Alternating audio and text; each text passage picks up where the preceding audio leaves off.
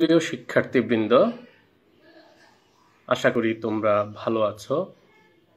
যে যেখান থেকে এই ক্লাসটি দেখছো এবং শুনছো, তোমাদের সবাইকে স্বাগতম।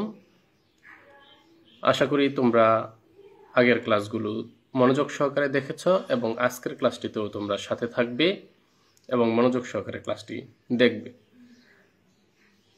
আমরা যে বিষয়টি নিয়ে কথা বলবো সেটি হচ্ছে শব্দের শ্রেণীবিভাগ, নবম ও দশম শ্রেণীর বাংলা ব্যাকরণ। এই বিষয়টি একটু বড় হওয়ায় আমরা 3টি পর্বে ভাগ করেছি। আজকের ক্লাসে আমরা পর্ব 1 নিয়ে কথা বলবো। তো প্রিয় শিক্ষার্থীরা, চলো আমরা আমাদের আজকের মূল আলোচনায় যাই। আমাদের এই পাঠ আমরা আলোচনা করার পর শিক্ষার্থীরা শব্দ কাকে বলে বলতে পারবে, গঠন অনুসারে শব্দের শ্রেণীবিন্যাস করতে পারবে, মৌলিক শব্দ ও সাধিত শব্দের পার্থক্য নির্ণয় করতে পারবে, মৌলিক শব্দ ও সাধিত শব্দ চিনতে পারবে। তো প্রিয় শিক্ষার্থীরা, আমরা আমাদের মূল আলোচনায় যাব। তো আলোচনা শুরু করার পূর্বে একটু প্রাথমিক কথা বলতে চাই। সেটা হলো, তোমরা জানো যে আমাদের এই মাতৃভাষা বাংলা পৃথিবীর 4র্থ বৃহৎ মাতৃভাষা। এই ভাষায় 30 কোটির মতো লোক কথা বলে, বাংলায় কথা বলে। এটি একটি আধুনিক ভাষা। এই ভাষার শব্দ সম্ভার সমৃদ্ধ এবং এখানে যে শব্দগুলো রয়েছে সেই শব্দগুলো বিভিন্ন উৎস থেকে বিভিন্নভাবে আমাদের শব্দ সম্ভার গঠিত হয়েছে। তো আমাদের এই শব্দ সম্ভার নিয়ে আমরা কথা বলার পূর্বেই যে বিষয়টা আমরা বলতে চাচ্ছি সেটা হলো, প্রত্যেকটি ভাষারই, পৃথিবীর প্রত্যেকটি ভাষারই কিছু মৌলিক উপাদান থাকে। তো আমাদের বাংলা ভাষারও কিছু মৌলিক উপাদান রয়েছে, 4টি প্রধান মৌলিক উপাদান। 4টি প্রধান মৌলিক উপাদান আমরা একটু জানবো। সেই উপাদানগুলোর মধ্যে প্রথমেই হলো ধ্বনি। তোমরা জানো আমাদের অ, আ, ক, খ, আমাদের যে বর্ণমালা, 50টি বর্ণ রয়েছে আমাদের বর্ণমালায়, 2 ভাগে বিভক্ত, স্বরধ্বনি ও ব্যঞ্জন ধ্বনি। তো এগুলো হলো আমাদের ধ্বনি। শব্দ, এই যে অ, আ, ক, খ দিয়ে আমরা শব্দ গঠন করি। শব্দগুলো আমরা সংজ্ঞায়নে যাব, গেলে তোমরা শব্দের সংজ্ঞায়নটা বুঝতে পারবে। আমরা আজকে আসলে মূলত আলোচনা করব আমাদের এই শব্দ নিয়ে।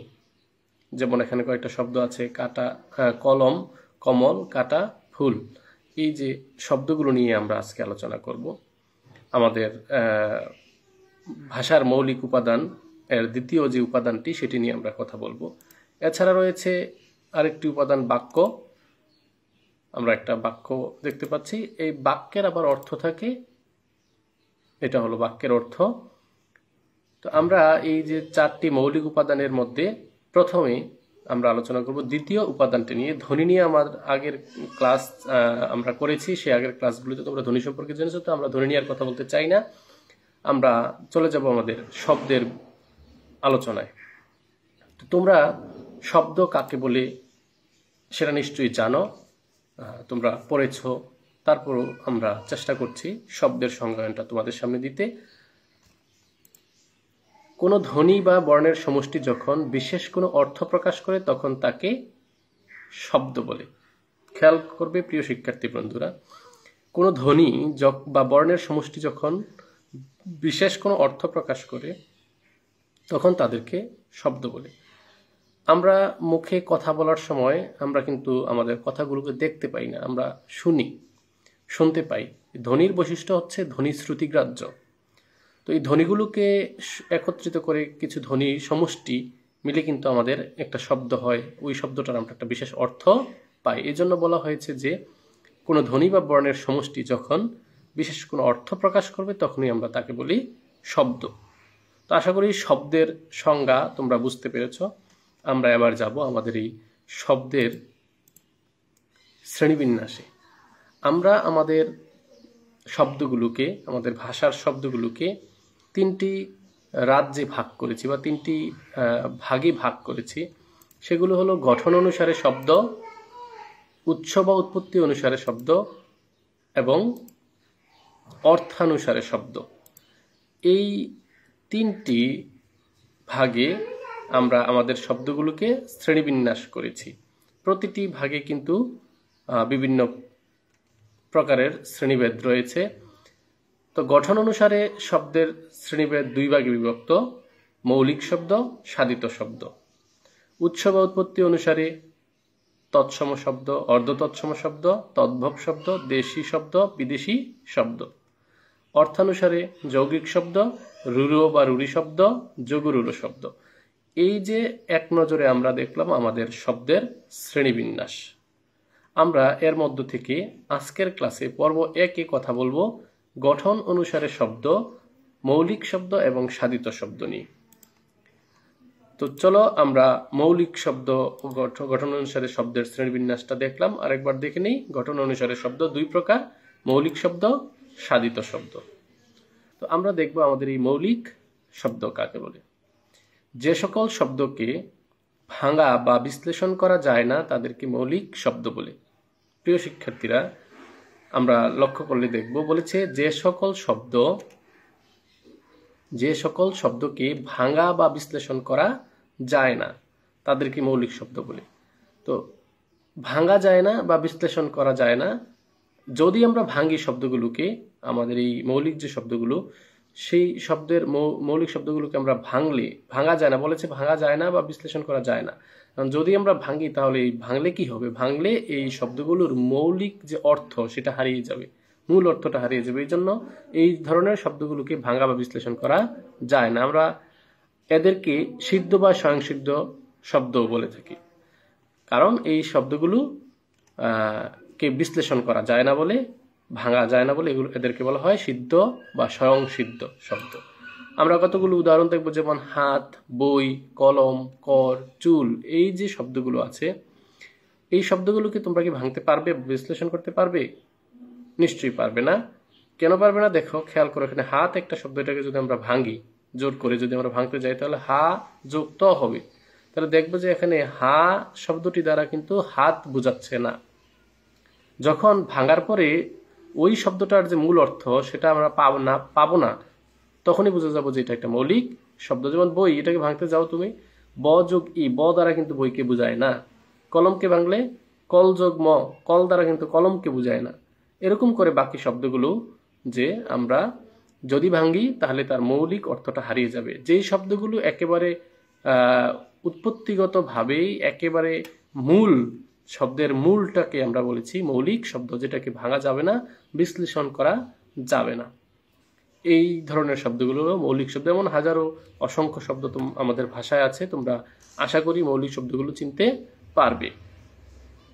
তো প্রিয় শিক্ষার্থীরা, আমার বিশ্বাস তোমরা মৌলিক শব্দ কাকে বলে বুঝতে পেরেছ, তোমরা মৌলিক শব্দ চিনতে পারবে। এবার আমরা যাব আমাদের সাধিত শব্দে। সাধিত শব্দ কাকে বলে? খেয়াল করো, আমাদের স্ক্রিনে সাধিত শব্দের যে সংজ্ঞাটা এসেছে, যে সকল শব্দকে ভাঙা যায় বা বিশ্লেষণ করা যায় এবং ভাঙলে নতুন অর্থবোধক শব্দ পাওয়া যায় তাদেরকে সাধিত শব্দ বলে। তাহলে আমরা দেখতে পাচ্ছি প্রিয় শিক্ষার্থীরা, আমরা যে মৌলিক শব্দের সংজ্ঞা বলেছিলাম সেটার বিপরীত হচ্ছে সাধিত শব্দ। ওখানে শব্দটাকে ভাঙা যাবে না, বিশ্লেষণ করা যাবে না, আর এখানে শব্দটাকে ভাঙা যাবে, বিশ্লেষণ করা যাবে। যদি ওই শব্দটাকে আমরা ভাঙতে পারি বা বিশ্লেষণ করতে পারি এবং ভাঙলে একটা অর্থ পাওয়া যায়, সেই শব্দটাকে বলবো আমরা সাধিত শব্দ। যেটা একটা কোনো না কোনো প্রক্রিয়ায় গঠিত হবে নতুন করে একটা শব্দ, সেই ধরনের শব্দগুলোকে আমরা বলেছি সাধিত শব্দ। আমরা সাধিত শব্দের উদাহরণ দেখব, কিভাবে সাধিত শব্দ গঠিত হয়। তো বিভিন্ন শব্দ গঠনের রীতি আছে। শব্দ গঠনের রীতির মধ্যে প্রথমে আমরা জানব সন্ধি সাধিত শব্দ। আমরা সন্ধির দ্বারা, সন্ধির বিধি অনুযায়ী, সন্ধির নিয়ম অনুযায়ী কিভাবে নতুন শব্দ গঠন করা যায়, সেই সব আমরা উদাহরণটা দেখব। যেমন এখানে খেয়াল করো, একটা শব্দ হচ্ছে বিদ্যালয়। বিদ্যালয় শব্দটিকে তুমি যদি ভাঙতে চাও বা বিশ্লেষণ করতে চাও, তুমি কিন্তু ভাঙতে পারবে। কেননা দেখো, এখানে দুইটা অংশ আছে, একটা হলো বিদ্যা আর একটা হলো আলয়। বিদ্যা, আলয়। তাহলে বিদ্যা একটা অংশ, এবং আলয় একটা অংশ। তাহলে বিদ্যা আর আলয় এই দুটি অংশ মিলে একটা নতুন শব্দ গঠিত হয়েছে। এইখানে সন্ধির রীতি অনুযায়ী তোমরা সন্ধি অধ্যায়ে গেলে সন্ধির গঠনের সন্ধি বিচ্ছেদগুলো তোমরা বুঝতে পারবে। তো আমরা সন্ধি অংশে বাকি বিষয়গুলো আলোচনা করব। তো তোমরা দেখো এখানে বিদ্যা যোগ আলয়, বিদ্যাতে আ আছে, শেষ ধ্বনিটা আ, এবং আলয়ের শুরুর প্রথম ধ্বনিটা আ। আয়ে আর আয়ে মিলে এখানে একসাথে আ হয়ে গেছে, একটি আ, বিদ্যালয়। দেখো এখানে বিদ্যা একটা শব্দ, আলয় একটা শব্দ, দুটি ভিন্ন শব্দ একসাথে হয়ে একটা নতুন শব্দ গঠিত হয়েছে, বিদ্যালয়। এই যে উদাহরণটা, এটা হলো সন্ধি সাধিত। তাহলে আমরা দেখতে পাচ্ছি এই বিদ্যালয় শব্দটাকে ভাঙা যাচ্ছে, বিশ্লেষণ করা যাচ্ছে। ভাঙলে, বিশ্লেষণ করলে একটা অর্থ পাওয়া যায়, যেমন বিদ্যা, জ্ঞান। এই কিন্তু মৌলিক শব্দকে ভাঙলে এরকম কোনো অর্থ পাওয়া যাবে না, অর্থটা নষ্ট হয়ে যাবে। এই জন্য আমরা বলেছি বিদ্যালয়, বিদ্যাযোগ আলয়, এগুলো হলো আমাদের সাধিত শব্দ। কোন রীতি অনুযায়ী হয়েছে? সন্ধির রীতি অনুযায়ী হয়েছে। এবার আমরা জানবো সমাস সাধিত। যেমন নীল আকাশ একটা শব্দ, এটাকে আমরা বিশ্লেষণ করতে পারবো নীল যে আকাশ। এই যে বিশ্লেষণ করতে পারলাম নীল যে আকাশ, এই নীল আকাশ শব্দটা গঠিত হয়েছে। দেখো নীল যে আকাশ, এটা এখানে বিশ্লেষিত রূপ, আর এটা নতুন যে গঠিত শব্দ সেটা হলো নীল আকাশ। এই নীল আকাশ শব্দটি সন্ধির সমাসের রীতি অনুযায়ী গঠিত হয়েছে, তাই এটাও একটা সাধিত শব্দ। আমরা দেখব উপসর্গ যোগে গঠিত শব্দ, যেমন সুনজর। এই শব্দটাকে বিশ্লেষণ করা যায় যেমন সু যোগ নজর। তাহলে নজর শব্দটার আগে একটা উপসর্গ যুক্ত হয়েছে, সু যুক্ত হয়ে একটা শব্দ গঠিত হয়েছে সুনজর। তারপরে আমরা দেখতে পাচ্ছি প্রত্যয় সাধিত, যেমন চলন্ত একটা শব্দ, এটাকে বাংলা বিশ্লেষণ করলে আমরা দেখি চল যোগ অন্ত। এই অন্তটা হলো এখানে প্রত্যয়, তাহলে বিশ্লেষণ করা যাচ্ছে, তাই এটা একটা সাধিত শব্দ। বিভক্তি সাধিত, খেয়াল করো আকাশের শব্দটাকে ভাঙা যাচ্ছে, বিশ্লেষণ করা যাচ্ছে, যেমন আকাশ যোগ এ, তাই এ বিভক্তি যুক্ত এই শব্দটা গঠিত হয়েছে আকাশে, তাই আকাশে একটি সাধিত শব্দ। আবার দ্বিরুক্তি শব্দ সাধিত, খেয়াল করো প্রিয় শিক্ষার্থীরা, জ্বর জ্বর একই শব্দ দুইবার ব্যবহার করলে দ্বিরুক্ত হয়। জ্বর একটা রোগ, আর জ্বর জ্বর কিন্তু রোগটাকে বোঝাচ্ছে না, জ্বরের লক্ষণটাকে বোঝাচ্ছে। তাহলে যে জ্বর দুইবার ব্যবহার করার কারণে একটা নতুন শব্দ গঠিত হয়েছে, এটাকে বলে দ্বিরুক্তি সাধিত। এভাবে আমরা আমাদের এরকম বিভিন্ন উপায়ে আমাদের শব্দ গঠন করতে পারি, শব্দ সাধন করতে পারি। এই যে উপায়গুলোর মাধ্যমে, রীতিগুলোর মাধ্যমে শব্দ গঠন প্রক্রিয়া, সেটা হলো সাধিত শব্দ। তাহলে প্রিয় শিক্ষার্থীরা, তোমরা নিশ্চয়ই বুঝতে পারছো মৌলিক শব্দ ও সাধিত শব্দের মধ্যে পার্থক্য কি। মৌলিক শব্দ ভাঙা যায় না, বিশ্লেষণ করা যায় না, সাধিত শব্দ ভাঙা যায়, বিশ্লেষণ করা যায়। তাইলে আমরা মৌলিক শব্দগুলো চিনতে পারবো, সাধিত শব্দগুলো চিনতে পারবো। আশা করি তোমরা বিষয়টি মনোযোগ সহকারে দেখেছো এবং বুঝতে পেরেছ। যদি কম বুঝে থাকো, তোমরা আরেকবার ভিডিওটি রিপিট করে দেখবে, তাহলে তোমরা ভালো করে বুঝতে পারবে। তো আজকের ক্লাসে ধন্যবাদ তোমাদেরকে মনোযোগ সহকারে সঙ্গে থাকার জন্য, এবং তোমাদের যদি ক্লাসটি ভালো লেগে থাকে শেয়ার করে অন্য শিক্ষার্থীদের দেখার সুযোগ করে দিবে, এই প্রত্যাশা করছি।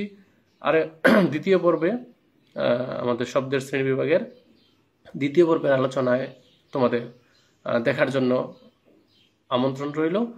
সেই পর্যন্ত ভালো থাকো, সুস্থ থাকো। ধন্যবাদ সবাইকে।